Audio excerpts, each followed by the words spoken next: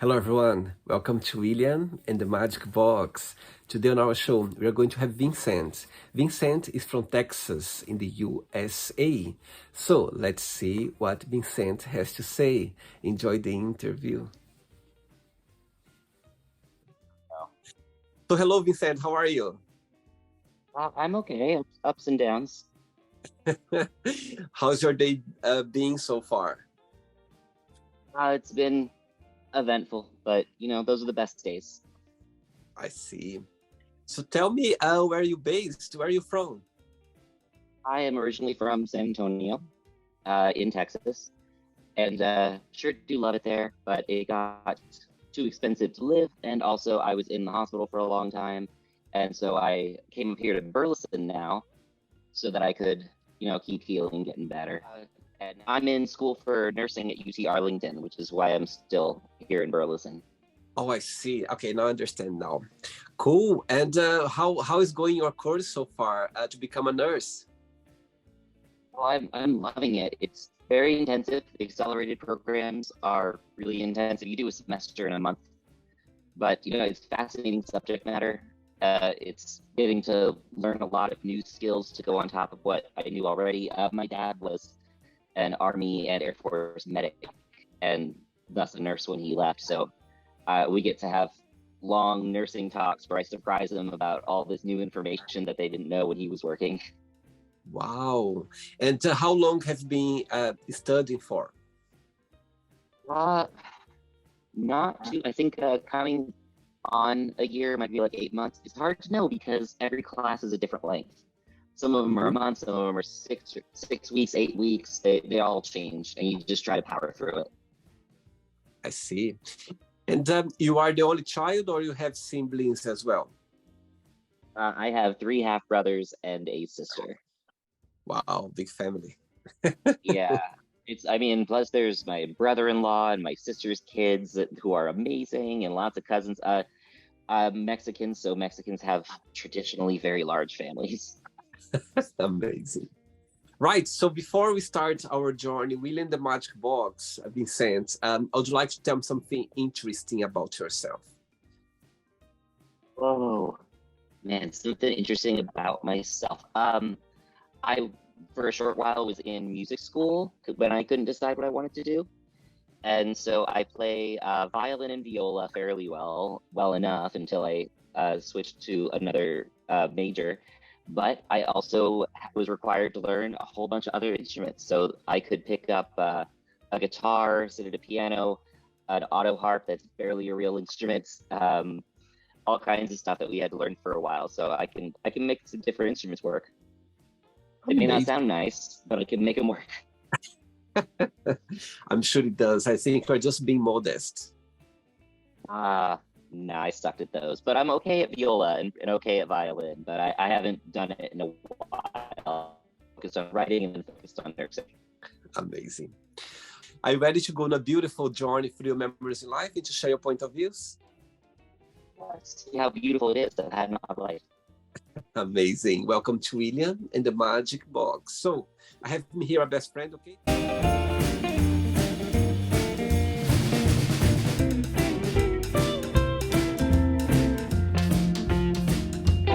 Okay, full of random fun questions. I'm just gonna play a song now just for us to move a little bit before the first question, okay? Let's do it.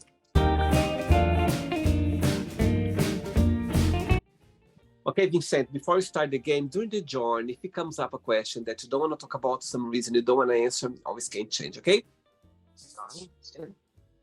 Right. First question for you is, what do you think is a good age to start dating and why? I'm sorry, I'm going to sneeze. Sorry, I feel like sneezing. Something this time of the year in London, there are a lot of pollen around, the Oh spring. yeah, very much So, so. yeah. Right, sorry. Let's start it again. Right. First question for you is, what do you think is a good age to start dating and why? I don't know that there's an age to set on that. I'd say when you get asked out or ask someone out and the other person wants to do it, that's called a date and just go for it. I think my first one was in middle school. It was probably like sixth or seventh grade. But the date will change depending on your age. Like a sixth grader is not going to have the same kind of date that a college student will have. So, if a couple of 13-year-olds want to go see a movie, mom should just drive them.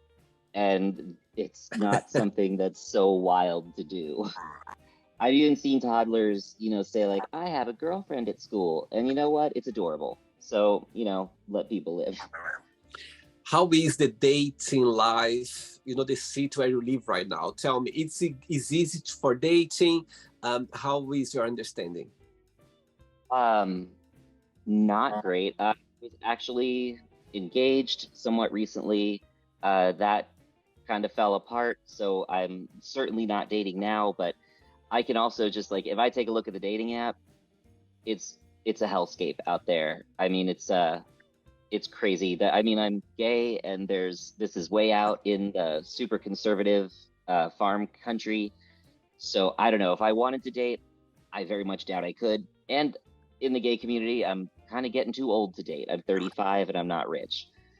But, I also don't think there's anything wrong with, dating through internet, like long distance things. I had a great relationship with my fiance until it had to end. And that was, although we visited each other, it was largely online. I've made very good friends and met people online. So I don't know, where you are is less of a restriction than who you meet. If you meet somebody that's worth it, go for it if that's what you want to do. But I would say it's very difficult to find another weird gay guy in this endless expanse of horse and pig farms. Oh, you never know. He might be watching the interview right now and he might connect with you. Oh, God help him. Oh, someone save that poor hypothetical boy. Funny. Next question. Let's do it. Next question for you is, if you could have a cup of tea, or a coffee with a fictional character, who that would be and why? Fictional character. That's pretty good. Let's see. I'm going to go to, do I want to go to books or movies? You know what? I want to talk to one of Batman's Robins. He's got like 11 of them. Wow. I could maybe want to have coffee with Stephanie Brown to see how she feels about her constant erasure from all known comics where they treat her like she doesn't exist. Because I bet she's got some issues. Or probably Jason Todd, because he's my favorite. And I'd be like, how do you decide who to murder? And he's like, the ones that need murdering. And I just think that could be a lot of fun. So yeah, I'm gonna pick a Robin. One of the Robins for sure. Wow, amazing. And I can see your head up. There we go. Easy question, easy answer. That's for Robin. A lot of people think it's Team Rocket, which is also fine. Who doesn't love Team Rocket? So it's all good, yeah. Very good. Next question, let's do it.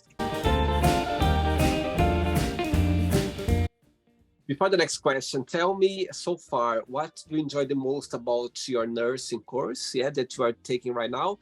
And the flip side, tell me so far, what's something that you find very challenging? I think my favorite thing was actually my most recent class, microbiology. I did love the nursing biology where I got to learn, the way cells actually work and like how ATP is actually generated. And it's really cool.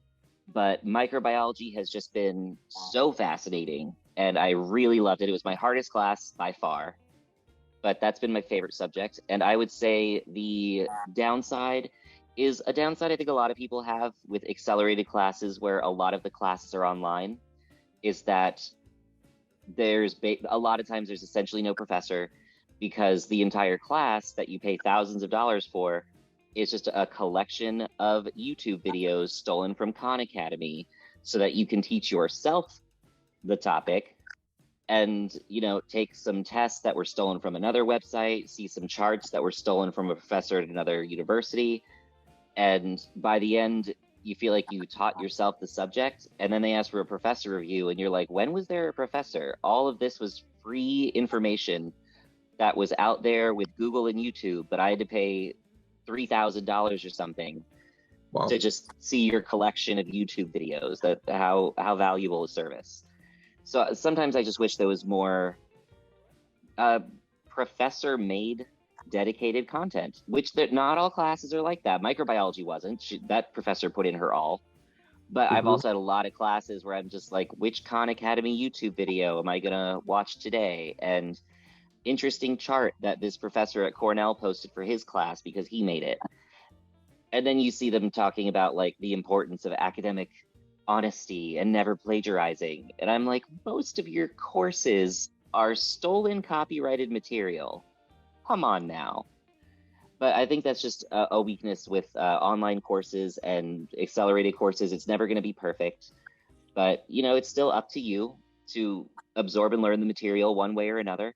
Most students, even when they have in-person professors that actually do put in the work, still go to outside resources for extra help, and you get through it. And it's not every class, but sometimes I do wish that the classes weren't something that is just a collection of already free materials for me to look at, considering, you know, the cost of each course.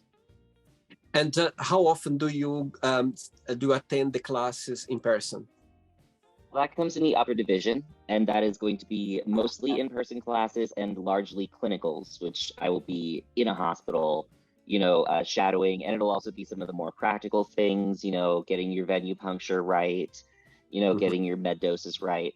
But so far, they have all been online, although I can go to the campus to talk to a professor if I need more help.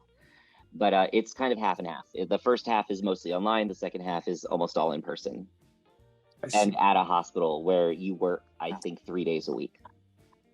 All right. Okay. Next question is, what's the worst advice have you ever given to someone? Worst advice I've given to someone? Yeah. Oh boy.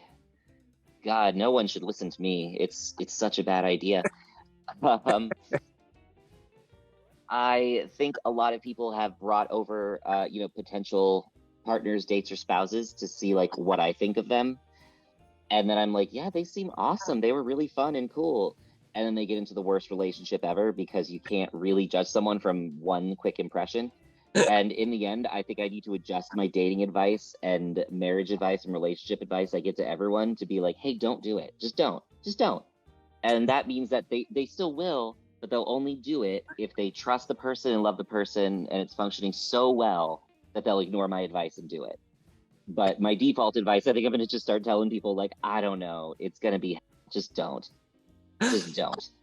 Vincent, when you give those advice, it comes from a good place. Yeah, I generally do not give advice unless it's asked for because what do I know about anything? Come on. Yeah, I think even if you told them, okay, don't go, I don't think this is the right person, they would go anyway. So you know what I mean? They just Yeah. want looking for approval or a second opinion. Do you know what I mean? But include us ourselves. Sometimes we ask our best friend, oh, I'm not sure if I should go there. But actually, you already made your mind. We're just, Yeah. you just They just listen to a different opinion. they want to hear their own decision that they already made reflected back to see how it So, sounds coming from someone else. But I totally. mean, even Gandhi has given bad advice. We shouldn't be getting advice from other people. You gotta learn your life yourself. Next question. Let's do it. Right, Oh, Vincent. I got to hear the music that time. That was fun. Great. Great. I'm All happy to right. hear. Right. Tell me something that made you laugh this week or this month, something very funny. Oh Lord. It's been a very difficult week and month, so there's been very little laughter, but okay, so I've been you know, it's typical after a breakup, I get some harassing and threatening texts from different people, and you know, it's Mm, not the smartest thing to do, but you know, after a few days of it, there would be even my parents and me going through them and finding parts of them that are actually very funny. And I I think what's really great is that when you're going through something hard, even something traumatic, even something where, you know, strangers are threatening you or insulting you or anything going on like that, some dark humor can be the greatest medicine because you got to realize that life is funny and you know, it can also be terrible, but when you make yourself make some jokes about it, you take some of that power back. You make it your own. You own it a little. So I'm sure it was some various just awful jokes about like, yeah, we can order Chinese. It's going to be your last meal, remember? Oh my God. I'm not worried. It'll be fine. And it makes so sense what you're saying, because that's so true. Sometimes when you are facing or, going a tough period or a challenge period of your life, if you try to see the joke out of it or Yeah. the thing, it's kind of helps you, get to a better place faster. I even talked to my therapist about that because most people that care about you do not want to hear you joking about something that serious.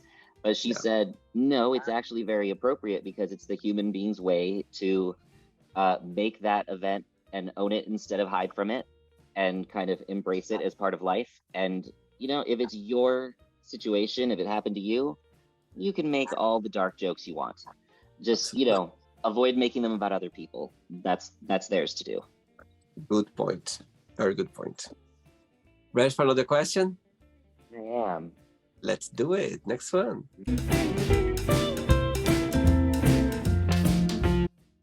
Next question is, Right. what's your parents, what did they do that comforts you the most?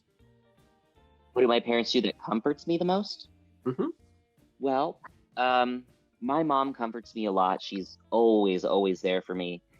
And sometimes I think what comforts me the most is that now as an adult, I can say and tell her things that I couldn't as a kid. And, you find out that even if it's something you never thought you'd talk to your mom about, she's there for it. She tell, you are my life. You're my whole life. And, you're who I care about the most. And it does mean a lot. And my he expresses when he thinks you're doing well and when he's proud of you. And it's not an automatic thing. It's from, when he'll express pride when he thinks that you are reaching your actual potential and not doing something less than what you could be doing. And so earning that is also very comforting. But overall, they're both awesome. And I love that my mom knows my style. She shows up with jewelry for me and like clothes and stuff that I'm like, how did you know that this is what I would wear? Because she knows you very well, that's why. She knows me. She knows me. It's so interesting saying that, because last year a very good friend of mine, she was my English teacher, like growing up, and she came to Europe to London for the very first time, and she lived the same city where my mom lives, yeah. And my mom sent some, a few things for me as a present, and she sent me some socks. She sent me like a shirt, and my English teacher said to me, how your mom knows your side? You've been away from Brazil like most of your life. How does she know? I said, because she's my mom and she always will know. Yeah.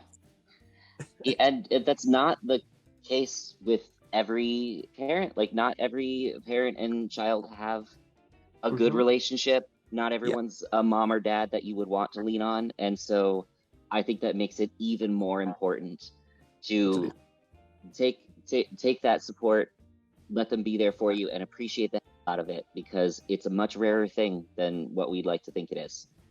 Absolutely. It's not some universal thing that everyone has just because you have it. So I'm just really, really grateful that I have the parents I have. Amazing. And I can see both of them smiling right now watching this interview. My mom can't wait to watch it. She can't wait. She's excited. Oh, sweet. Next question. Let's do it. Before the next question, you mentioned that where you live right now, it's a farm. You are you are literally like in nature in a farm, yeah, or close by. I would only call it a farm if you farm something, or a ranch. You actually have, pigs, goats, horses. But it is, these are lots, big chunks of land that are for that. And it definitely used to be. There's old stables back there. There's still a barn on the property. So it was used for that at some point.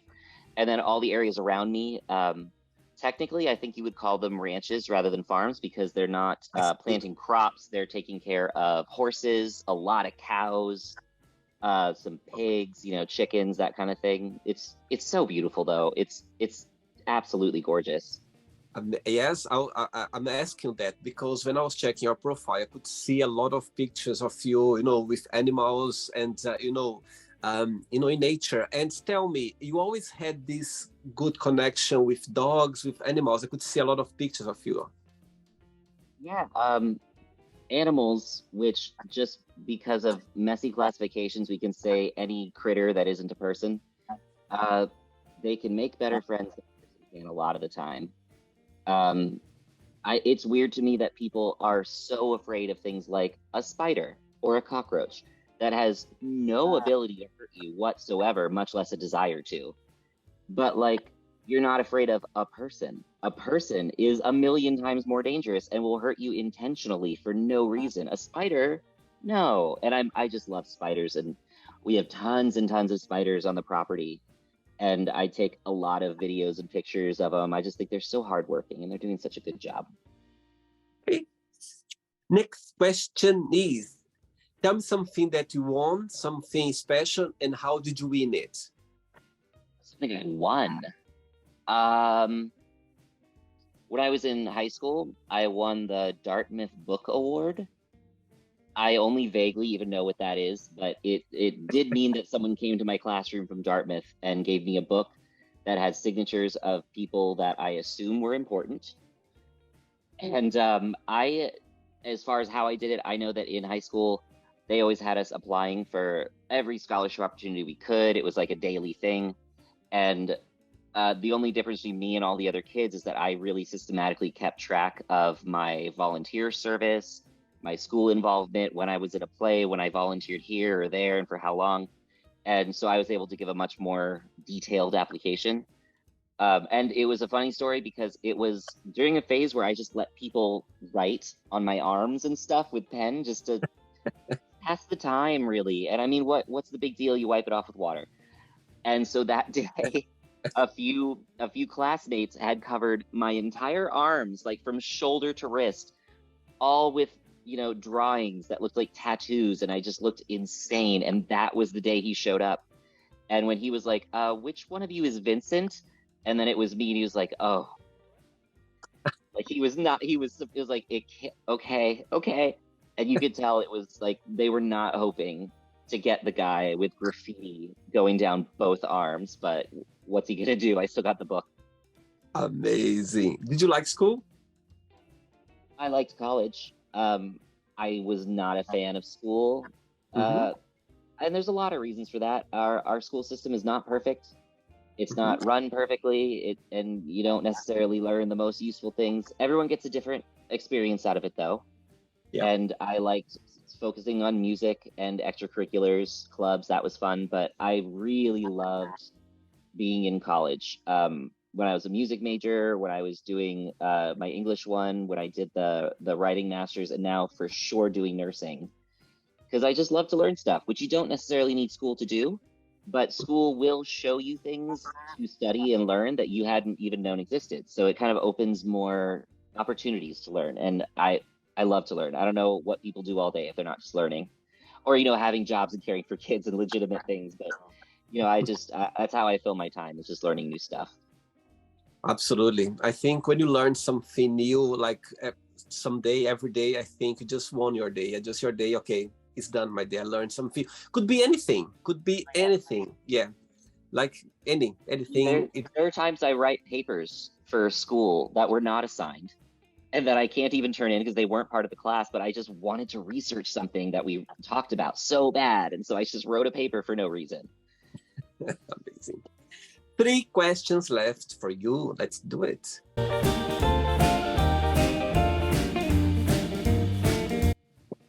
Before the next question, tell me how was growing up as a gay boy?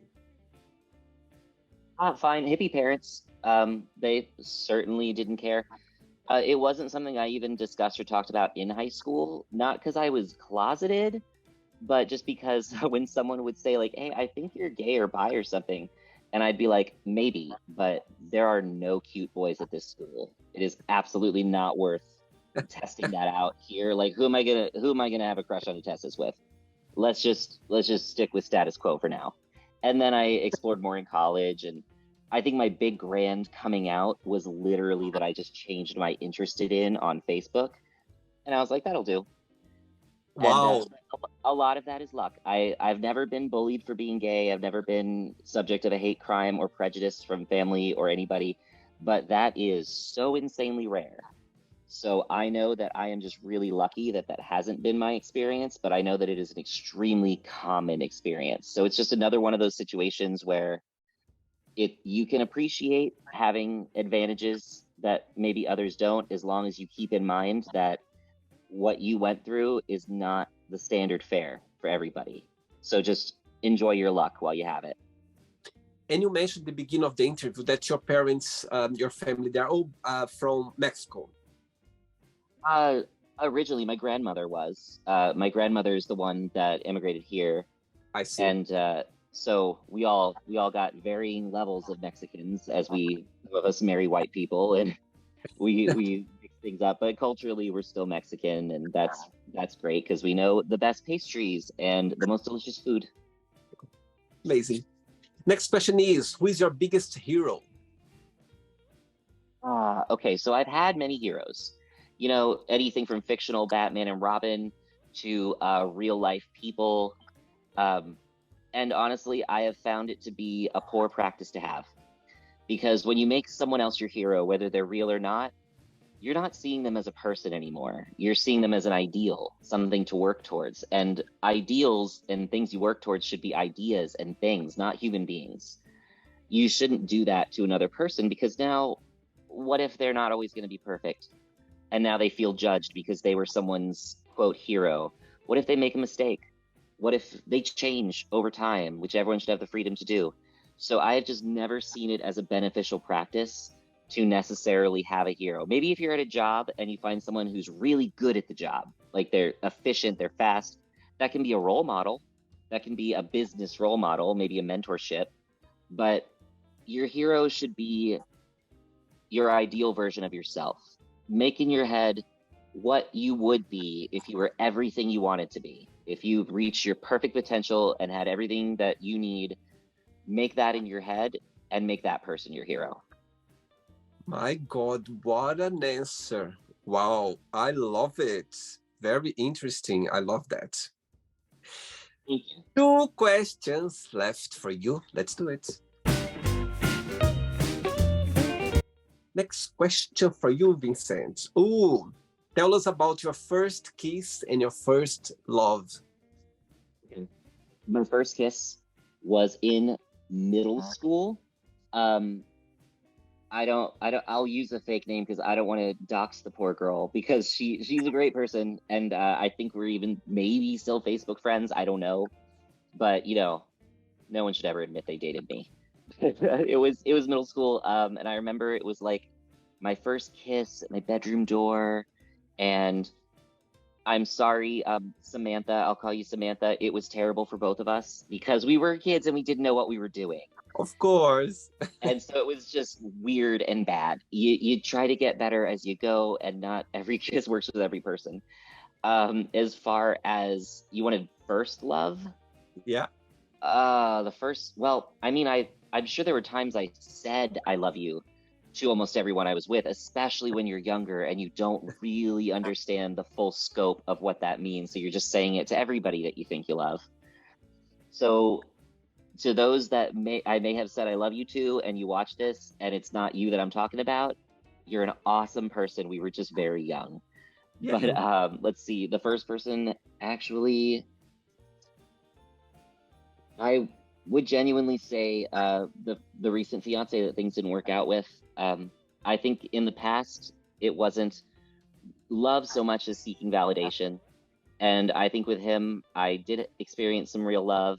But I can also tell you with so much confidence that love is so far from being enough.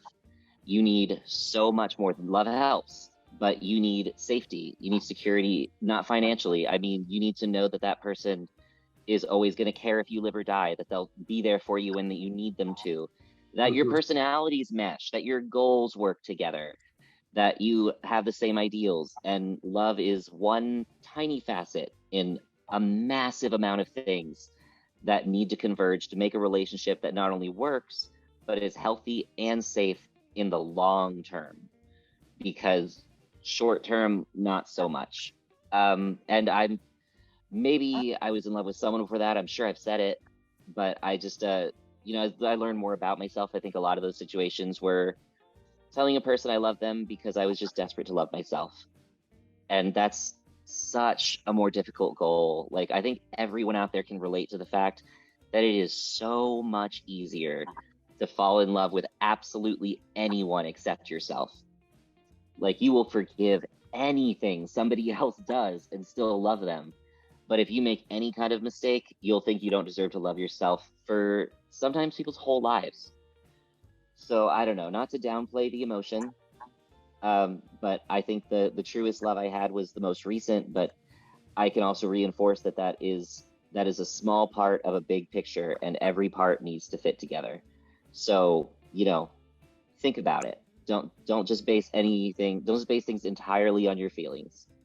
You know, think about all aspects of a situation, because you got to keep yourself safe. And sometimes it's just like, you know, the mom needs to put the oxygen mask on her own face before her children, or because if she passes out, no one's going to help the children.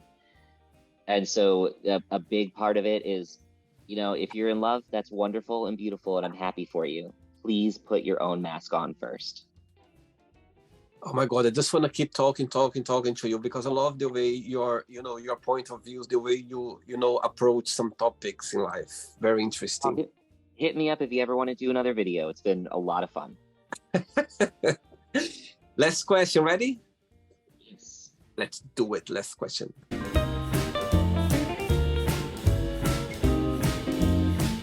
But before the last question, Vincent, as you mentioned, you know, about a breakup, you know, and of course, all of us know that breakups, you know, it's not easy. And, you know, when you are in there, it's one of the worst feeling, because, you know, if you have like a medicine to take out this feeling, but it does exist. Anyway, part of it. My question to you is, you know, you are kind of still healing about this breakup that you went through. But so far, what is the positive, let's say, message or lesson that you've learned since, let's say, this challenge journey started? If you can share. For one, I don't think I'm healing yet. I think I'm a long way off, because I'm still assessing the damage. You can't even start bandaging wounds until you find all of the injuries. Mm-hmm. And it's also still happening. The breakup has been somewhat prolonged, and a bunch of stuff that viewers don't need to really know, but things can get messy and things can get difficult. And so I'm hoping to one day feel free enough that I can start on my own healing. That would be great. A message to others. Do you mean like a message about others going through a breakup? No. So far, through your experience, have you seen already something positive out of this challenge journey? Oh, I mean, there were so many positive things, because how we supported each other and helped each other through some really hard times. Mm-hmm. And there are massive chunks of that relationship, most of it, in fact, that were wonderful.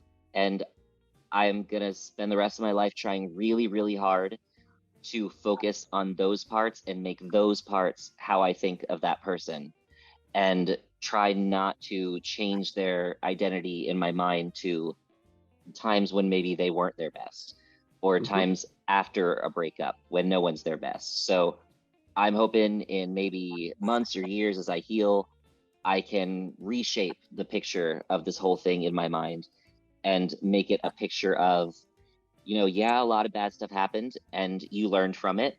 Once you've learned what you can from the situation, it's time to put it away. And then try to make that person's identity in your mind based on their best traits. And that may not even matter to them, because you may never talk to them again. They don't know. But it's better for you, because the thing is, every person you ever meet and interact with, a version of them lives inside your mind, always. If you pass someone in the grocery store, they're going to take some space in your head. So will every friend, every relationship, every relative. And you need to limit how many destructive people that you have living in your head. So if you're going to have this crowd of experiences, all of these perceptions, all these identities that you've seen, that you're remembering, so they live inside you, make them as easy to forgive as possible, because carrying around that refusal to forgive, carrying around that bitterness, it will never affect them and it'll always affect you. That's not to say that people don't have a right to be bitter or angry or not forgive. I absolutely hate the advice that we're always giving people of, you just need to forgive them for you, you need to let it go, you need to forgive. No, it's your experience. If you don't want to forgive someone that hurt you, don't. They haven't earned it, and if it's not going to help you to be forced to forgive someone, then don't. But if you're able to, especially after time, if you find you can, it's going to make you stronger, it's going to make life easier for you. So embrace it when it's possible to embrace. And part of that is, since the versions of people that live in your head are not those people at all, they're your own perceptions of them, go ahead and try to make them as kind as possible, because they're going to be a part of you forever and you need kindness. Totally. One of my breakups that was so painful. I was just a little phrase that I heard that made me like very strong. The little phrase was, "Time will tell." For me, was like, oh my God, I need to hear that at the time, because it helped me a lot. Just those 3 words, "Time will tell." For me was personally, for me was good. My mother always said, "Que sera, sera." Yeah. Whatever will be, will be. Que sera, sera. It's just whatever is going to happen is what's going to happen. Keep yourself in your body in this moment where you can do things that matter. Amazing. Good. Last question for you is, which question you don't have an answer for? Which question can I not answer? The one question that you don't have an answer for. Like in the world? Yeah, of the world of questions? Almost all of them. I can try. Why does avocado oil have a higher smoke point than olive oil? How much water might be on the moon? Exactly where did our mitochondria come from if they were not originally part of us and something that we got through a symbiotic relationship with a bacteria? Which one did us that solid? And how the hell were we living before then, as single-celled organisms? How many stuffed animals are too many? Because someone should really tell me that, because I've got that. This is becoming a problem. This is Violet, by the way. Oh. The newest edition. You're never too old for stuffed animals, and if people make fun of you for it, just remember they only do that if you're good enough and they're bad enough that they can't think of something else to insult. So they would insult this little baby. Oh. But will climate action actually matter now that we've hit such a breaking point? How long will American capitalism last before it all falls to pieces? How long can we still make the conductors for our electronics as we mine away the world? So I would say the question I don't have an answer to, most questions. And I don't have no answer for all those questions that you just said now. Yeah. There are answers for some of those, maybe, but I don't have them at the moment. Good one. It's not the end yet. Let's play now the word association game, okay? I'm going to give away some words. Just tell one word that comes to your mind. Quick thinking, okay? So, I hope you are enjoying the interview. Before we do the word association game, don't forget to give a like, don't forget to share this video, and also don't forget to subscribe to our channel. Just click on the button right there. Thank you so much and enjoy the word association game. Let's start with family. Love? Oh, that's so corny, but that's what it came up first. That's okay. I didn't want it to be so cliche, but yeah, love. Money. Bad. Oh man, I didn't know I felt that way. One word for love. Well, money is a very destructive thing for our species. You don't see a lot of people that have massive amounts of money who got it in any way that is moral. they hurt somebody or took from somebody to get that. You know, but I don't want to make that kind of generalization. But yeah, I tend to think of money as this very corruptive thing that lives in our society, and I wish it didn't. Okay. One word for love. Lost. Okay. Life. Oh, easy dichotomy. Okay. One word for sex. Social. Politics. Evil. Religion. Useful. Fear. Evil. Friendship. Desperation. Desire. Sex. Say again? Help it. Sex. You can't help it. I mean, if I was looking at it realistically, if I look at every time I've had sex and every time I've had chicken wings, the chicken wings are going to come out on top on that scale. And so I would probably be much more satisfied with chicken wings. But word association, you're going to think of sex first. Probably because it's less common that you have to pay for it. And it's because it came to your mind first. So that's what matters. It did. But I mean, you know, if someone's giving me the option, like a full, I don't know, 18 chicken wings or like sex with this guy, I'm going to go with the chicken wings. Like, they're not going to linger. So I'm gonna stick with chicken wings. I would maybe depending which guy. Depending. It depends. It depends. Well, relationships aren't for everybody either. I think we put a lot of pressure on everyone. Like, your one is out there and your other half. And I'm like, fuck that. I'm a person. I'm just fine. I'm already complete. And some people love relationships and want to be in them, and they should be. And some people understand that that's not the best thing for them. And they can focus on friendships and family. Totally. Regrets. All of them. Oh, that's not even one word, but I was like, regrets. Oh my God, so many. All of them. I have so many regrets. Okay. Success. Most of my choices. Success, impossible. True success is not possible because the idea of success is to just keep climbing. If there was an end goal, it wouldn't be success. So, success, I don't think Elon Musk thinks that he's actually succeeded in whatever his supervillain goal is. It's never enough. And so it's an impossible ideal. Maybe it's meant to be, to get you to keep striving. One word for wish. None. Wishes are dangerous. Okay. Happiness. Say again? Hope. I hope for happiness one day. I think I've been hoping for it since I was a kid. One word for Texas. Texas. The only thing that can describe Texas is Texas. So that's the one time a word association would just have me come up with the same damn word. Because how else do you describe this place? Like, are we our own country or not? And how chaotic is it here? Where the laws are insane, and every night at 8 p.m. I hear the machine gun fire, and we're all just like, oh, they started early. It's Texas. It's a trip, I'll tell you.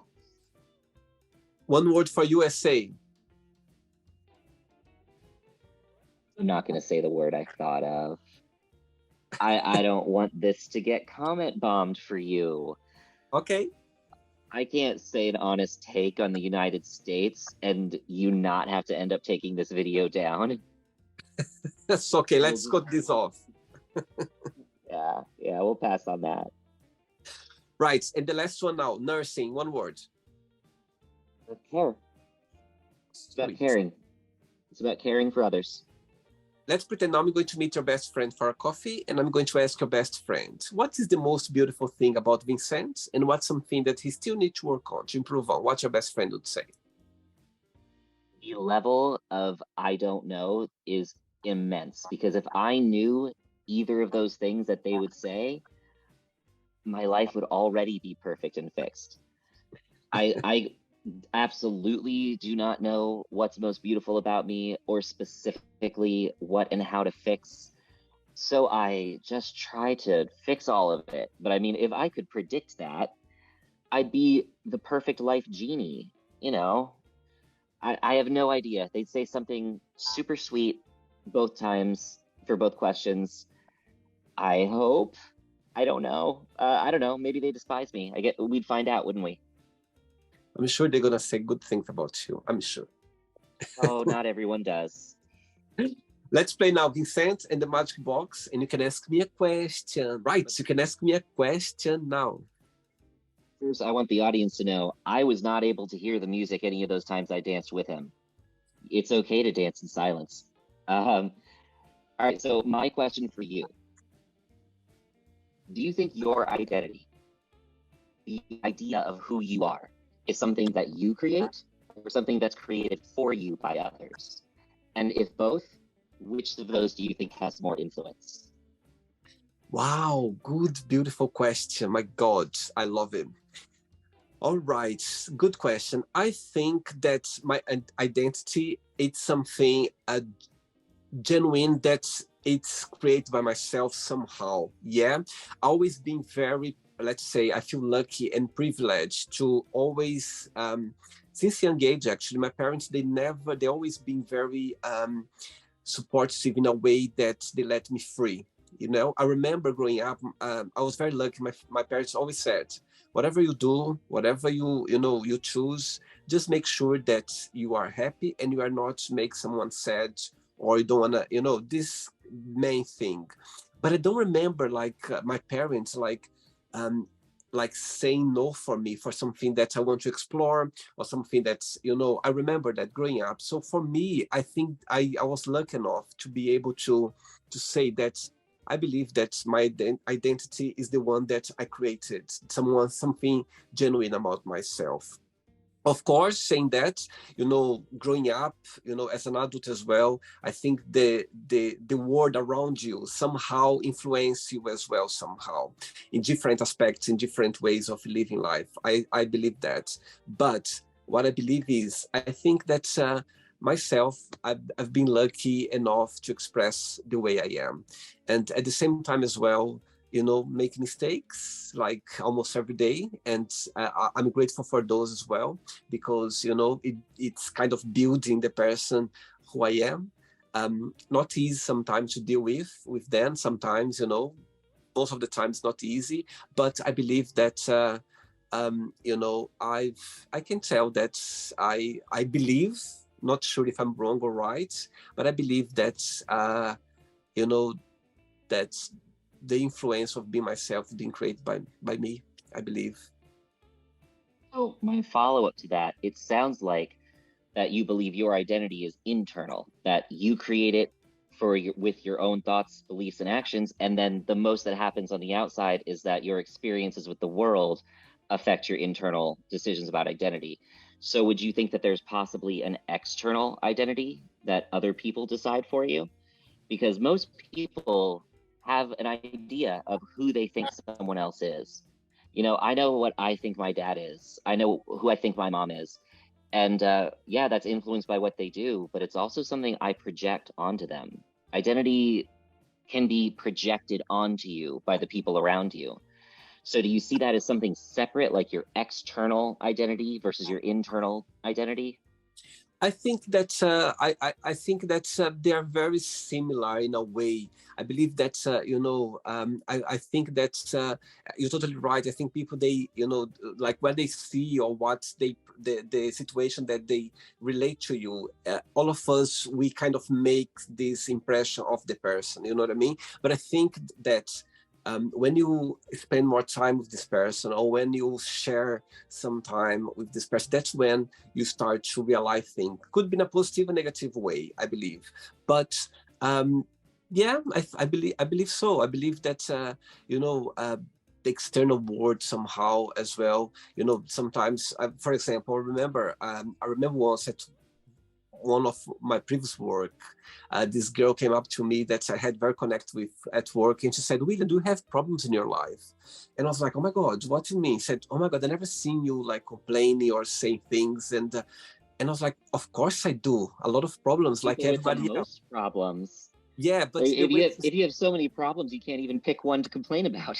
totally. And but she made me think, actually, and she made me realize that I never found myself complaining about things at work or, around, moaning around about problems or about things that was happening in my life. And she made me think about that. And she was like, actually, because I never seen you complain about anything. And I was like, oh my God, that's interesting, because I realized that through her, actually, because I never realized that I wasn't complaining about things.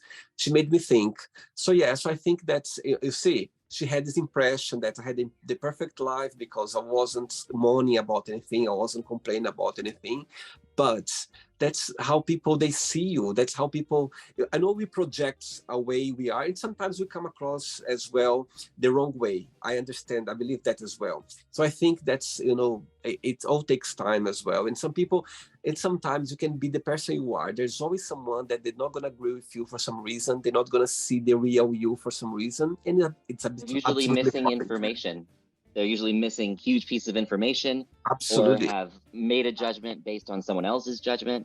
Yeah. But yeah. what I really appreciate about what you said is that you acknowledge that there's this external identity, and that it becomes more accurate the longer people know you. But Yeah. that even when external identity is incorrect, you use it as a way to learn. Like you use it as a way to use that mirror to reflect on yourself, because you didn't even realize that you're not a complainer. Yeah. So even when your external identity is in your mind wrong by what they think, it's still something that it's helpful to be aware of, because it helps you learn about yourself a little bit. Totally. And I actually, to be honest to you, I love when people make a comment towards me, maybe in a negative way, or maybe they point me something that's, I said, or that. I love that, because that's how you learn. That's how you watch yourself. That's how you watch yourself. You acknowledge things that you did wrong. You gotta acknowledge a mistake. If you totally just lack self-awareness, yeah, you're just going to suffer your entire life, because you're never going to find a way to actually address the problems that you have in your life. Self-awareness is just so important on that. Totally. And I think it's life is interesting. I think people around us as well. Interesting. What a generous word to use. Vincent, did you enjoy the interview? I loved it. Don't I get to give you a quote? I thought I get a quote. Absolutely. But before you said the quote, I just want to say thank you very much for you to take the time for the interview. And also thanks for being so open, and sharing about what's happening in your life right now. I think somehow, even though we are going through tough times, but somehow you never know who is watching the interview, and they might appreciate as well, because they might be going through the same time, the same challenges as well. Not the positive, but negative as well. I think all of us there count. Okay, so thanks so much. Hey, just doing this cheered me up quite a bit. I've smiled a lot through this interview, and it's the first time I've smiled in a pretty good long time. So this was a lot of fun to do. Thank you. And you just made my day now saying that. You see how you sometimes made other people's Smile day. has not happened in months, but this was really fun, and this did cheer me up a lot. So thank you for doing this for people. So much. I'm glad somehow you smiled today. I'm glad. So now you can share a positive quote, anything that you live by. Okay. This is a quote from a therapist I had when I was at UT Austin, because growing up, I had always been told to just do your best, grades don't matter, do your best. And sometimes your best is really good, but I would come in sobbing, tearing myself apart if I made like a low A. And she finally had to look at me when I was just telling her, I have done better. I've done better before, so this wasn't my best. And she says, you need to get this in your head right now. And this is the quote that I never forgot. There is a big difference between the best you can do and the best you can do at the time. Wow. And I think if everybody internalized that, they'd be a lot more forgiving of themselves. Absolutely. In the end of the day, you need to be kind to yourselves before being kind to anybody else. Put your mask on first. Yeah, that's for sure. Vincent, regards to your parents, to your family, and you keep in touch, okay? It was a pleasure, okay? Absolutely. Thank you so much. Take care. Enjoy your day, okay? Bye-bye. You too. Bye. So, did you like the show? Don't forget to give a like, share it, and also don't forget to subscribe to the channel. And if you'd like to be part of the show as well, first, subscribe to our channel, and after that, just go to our website, www.williamandthemagicbox.com, and send us a request saying why would you like to be part of the show. And I see you there. Bye bye. See you next time.